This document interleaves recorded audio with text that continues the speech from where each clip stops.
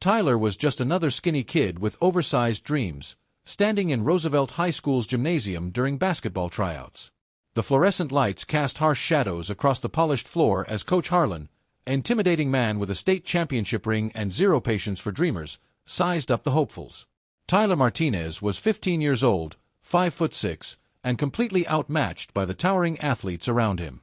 His worn-out Converse sneakers squeaked against the floor as Coach Harlan surveyed the group with the cold efficiency of a man who'd seen 1,000 dreamers come and go. "Roosevelt High doesn't have time for dreamers," Coach Harlan announced, his voice echoing through the gym. "We need warriors, champions, players who can handle the pressure when it matters most." Tyler's palms were sweating as he dribbled the ball, having practiced this moment countless times in his backyard. When Coach Harlan called his name, every head turned toward the skinny kid who clearly didn't belong. "Martinez, step forward." The other players were already snickering, sensing what was about to happen. Tyler approached with his heart pounding, but his eyes remained focused and determined. Coach Harlan looked him up and down with obvious disdain. "Son, you're 5'6" in a sport built for giants. You're slower than my grandmother, and you've got the build of a scarecrow. You'll never make it on my team. Save yourself the embarrassment." The gymnasium erupted in cruel laughter. Tyler's face burned with humiliation, but instead of defeat, something else flickered in his eyes, pure, stubborn defiance. "We'll see about that, Coach," Tyler said quietly, his voice barely audible above the laughter. What happened next would become the most inspiring transformation in Roosevelt High's history. While other kids went home to video games and social media, Tyler disappeared into the abandoned basketball court on the edge of town. Every morning before dawn, he was there shooting alone, his breath visible in the cold air. Mississippi retrieve. Shoot again. The chain net barely moved in the stillness. His bedroom became a war room of basketball strategy. Surrounded by magazines and game footage on his laptop, Tyler studied plays with the intensity of a scholar preparing for finals.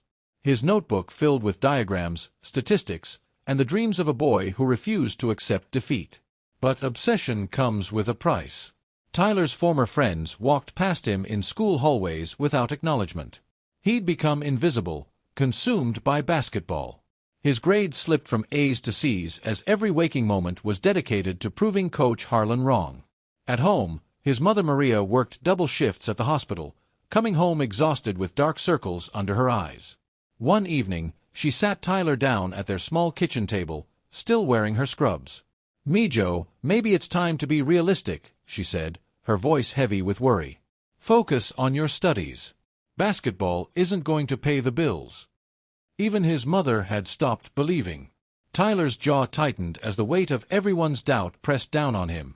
"Mom, I know what I'm doing." Maria's voice was barely a whisper. "Do you? Because all I see is my son throwing his life away for something that may never happen." Then tragedy struck. Maria collapsed at work and was rushed to the hospital.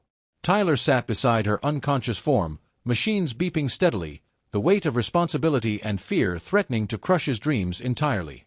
"I'm sorry, Mom," he whispered, holding her hand. "Maybe you were right. Maybe I should give up." That night, Tyler sat on the cold concrete of the abandoned court, basketball forgotten beside him. He was ready to quit when a voice cut through the darkness. "Giving up already?"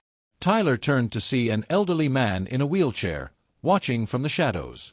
This was Coach Rivera, weathered and wise, who'd been observing Tyler's solitary training for months. "I've been watching you practice here," Rivera continued. "You've got heart, kid. But heart without strategy is just stubborn foolishness." Coach Rivera revealed he'd coached state champions before an accident confined him to the wheelchair. "Want to learn what Harlan never bothered to teach you?" What followed was a complete transformation. Rivera didn't just train Tyler's body, he rewired his mind. Footwork drills became chess matches. Court vision exercises revealed the hidden geometry of basketball. Mental toughness training taught Tyler that the game was won between the ears long before the first whistle blew. "Basketball isn't about size, Tyler," Rivera explained during one grueling session. "It's about outsmarting your opponent, making them react to you instead of the other way around." Tyler's thin frame began showing lean muscle. His movements became fluid and purposeful. Most importantly, he developed something that couldn't be taught: unshakable confidence. When Maria's eyes finally fluttered open in the hospital, Tyler was different. There was something in his posture, his voice, his entire presence that spoke of battles fought and won in empty gymnasiums. "You look different, Mijo," she said weakly. Tyler smiled, and it was the smile of someone who'd discovered their true strength. "I am different, Mom. And I'm going to make you proud." Senior year arrived like a long-awaited reckoning. Tyler, now taller and stronger, walked into the same gymnasium where he'd been humiliated 2 years earlier. Coach Harlan barely looked up from his clipboard when Tyler approached. "Coach, I'd like to try out for the team." Harlan's dismissal was swift and brutal. "Still here, Martinez? I told you years ago, you'll never make it." "Nothing's changed." Tyler's response was calm and measured. "You're right, Coach. Nothing's changed. You still can't see talent when it's standing right in front of you." The annual Alumni versus Varsity Charity Exhibition game was packed with parents, students, and local media. Tyler sat in the bleachers wearing street clothes, watching the varsity team struggle without heart or strategy. They were down by 20 points, playing like strangers who'd never shared a court. Midway through the third quarter, Tyler stood up. The crowd murmured as he addressed Coach Harlan, "Put me in." Harlan's laugh was cold and dismissive. "Sit down, Martinez. This is a real game." But Tyler didn't sit down. Instead, he walked onto the court during a timeout, removing his street clothes to reveal the jersey he'd worn underneath. The gymnasium fell silent as this unknown player addressed the struggling team. "I know you don't know me," Tyler said to his confused teammates. "But trust me for the next 15 minutes, and I'll show you how to win." What happened next was pure basketball poetry. Tyler's court vision transformed the game instantly. His passes found teammates in perfect position they didn't even know they could reach. His leadership galvanized players who'd been playing like defeated strangers moments before. The crowd rose to their feet as Roosevelt mounted an impossible comeback. Tyler's speed and agility confounded the older, slower alumni players. But more than his individual skills, it was his ability to make everyone around him better that turned the game into legend. With 3 seconds left and Roosevelt down by 1, Tyler had the ball and a clear shot at glory.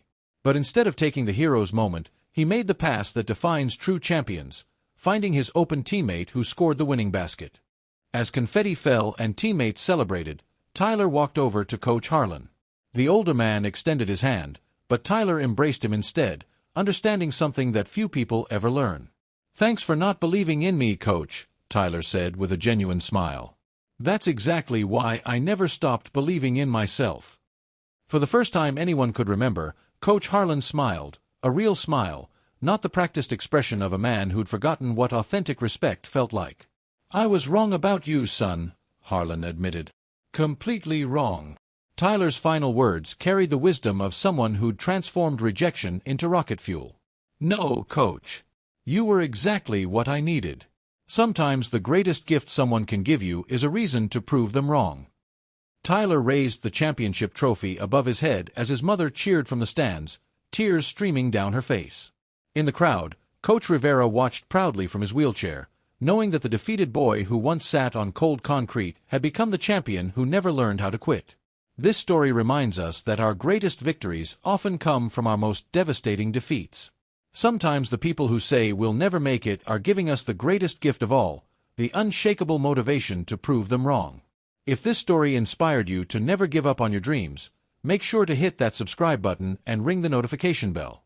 Your support helps us share more incredible stories of triumph over adversity. What dream are you refusing to give up on? Let us know in the comments below.